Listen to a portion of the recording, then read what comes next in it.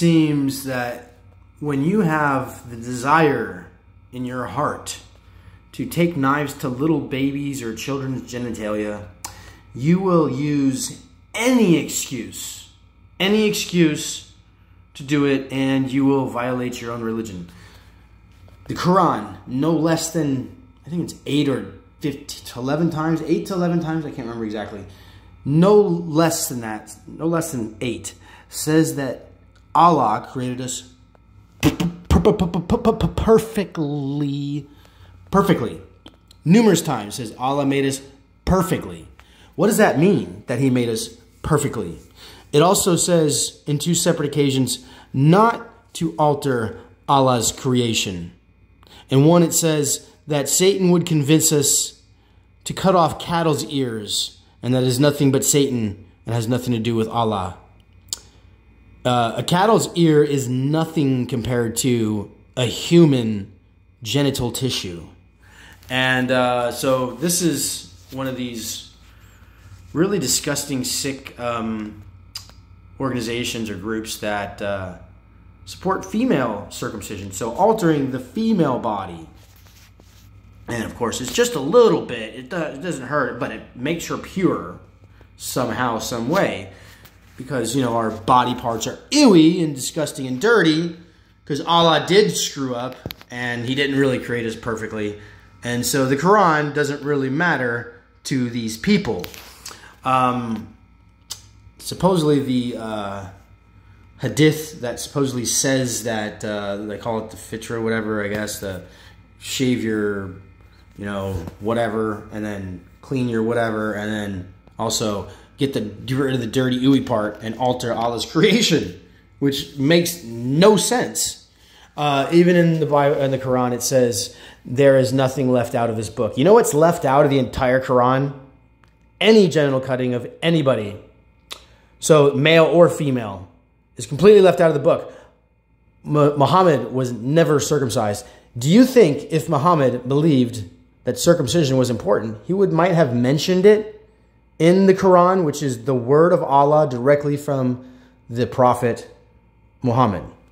And yeah, you would think so, right? Of course, he would have.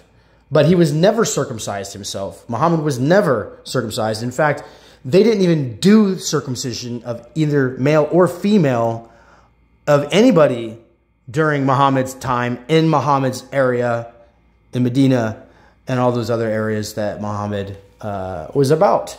And this was a man-made invention many, many years after Muhammad had gone on his horse up to heaven. So anyways, yeah, Amina Hassan, I'm a Muslim, and I'm proud to be Sunnah circumcised. And we got Sohib Sarah here. He says, I am also circumcised. Shit.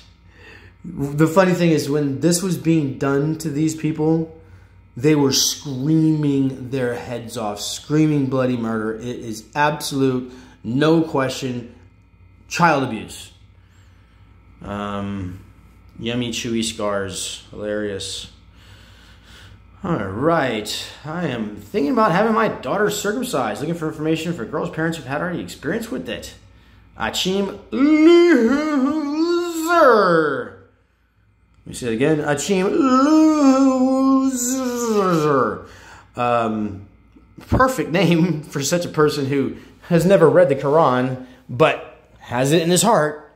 I'm going to cut little children's genitals for Satan, because Satan convinced me to not cut off cattle's ears, even far worse, cut off Allah's creation in the genital area of little boys and girls who cannot protect themselves. So anyways, let's see. What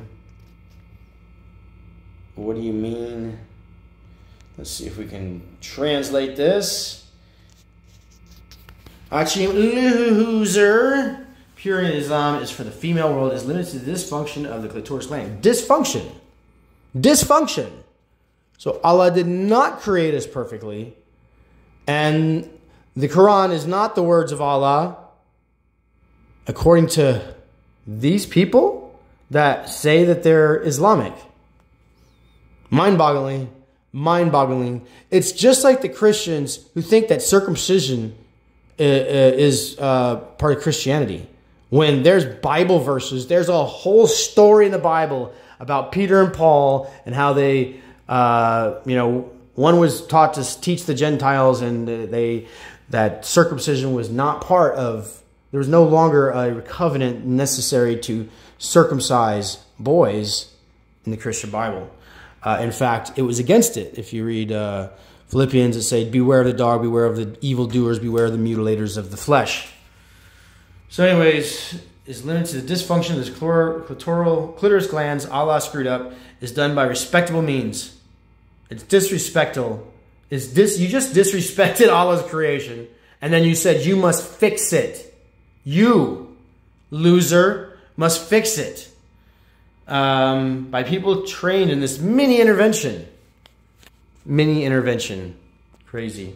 This is already happening in several places where it's supposed to bring a positive and not negative to the person. Like what? Scars are not positives. Altering Allah's creation in violation of the Qur'an, following Satan, is not good for a person. I use this female mutilation as an example because we all know it's so wrong. But of course, we think the male cutting's okay somehow because it's a mini intervention of an ooey dirty part that Allah also screwed up on, which is ridiculous. Anyways, Foyez Ahmed, I'm a proudly circumcised woman. It is radiance for the face of the woman, Prophet Muhammad, peace be upon him. That's not in the Quran. Muhammad never said that. I don't care if you have some hadith or whatever scroll or whatever you think you found, okay, hundreds of years after Allah or after Muhammad had already gone up to heaven, and you think that this person that says this in violation of the words of the Quran that Muhammad himself did right. So this is unbelievable. Let's see what this person looks like. Okay, created purity in Islam. Oh, this is the person that is misleading Muslim women to hurt them and to guide them away from Allah. Wow. Great looking guy there, right, ladies? This guy's trying to get your little girls, trying to get your little baby girls to follow Satan. It's unbelievable. In this short presentation, we will be discussing female circumcision and its place in Islam. We will also be discussing what the circumcision of women involves, its health, and sexological benefits. Please note that what we are discussing here is not FGM, but the practice of any cutting female circumcision that confers many benefits on women. First, let's deal with the question, is female circumcision Islamic? Yes, it is.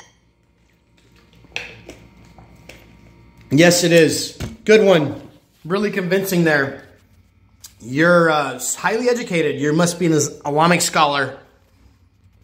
Anyways, this is absolutely horrible. We got a first circumcised congresswoman. Wow. Look. It's just the propaganda. Look, the smiling faces, the little kids all happy. Oh, please. Rip apart my genitals. Makes me happy. Female circumcision for all. This guy really enjoys this. Really enjoys misleading women from Allah and convincing them to follow the path of Satan. It's unbelievable that these people do this. Female circumcision is the hoodectomy. Wow. There's necessary difference between FGM and IFC. There is no difference. As soon as you start cutting parts off of other people, especially children, especially their genitalia, that's mutilation, buddy. Is that circumcision is part of human nature. And no, it is something that is natural and natural, huh? Really convincing again. You can see the deep thought that goes into this. Really deep thought.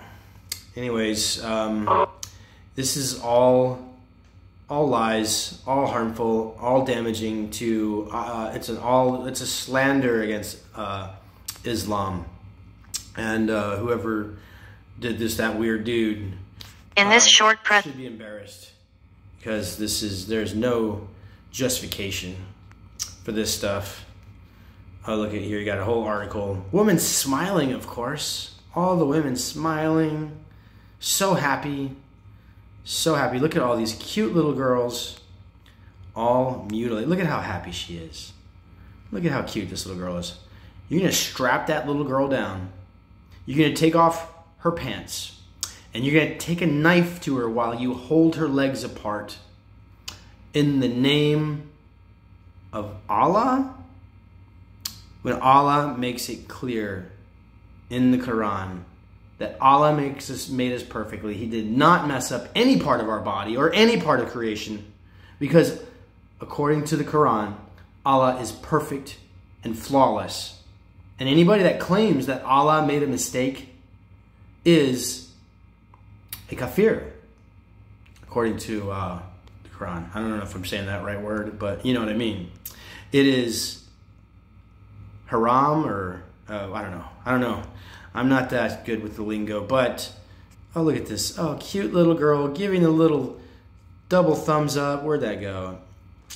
It's just so disgusting and outrageous. Look at this.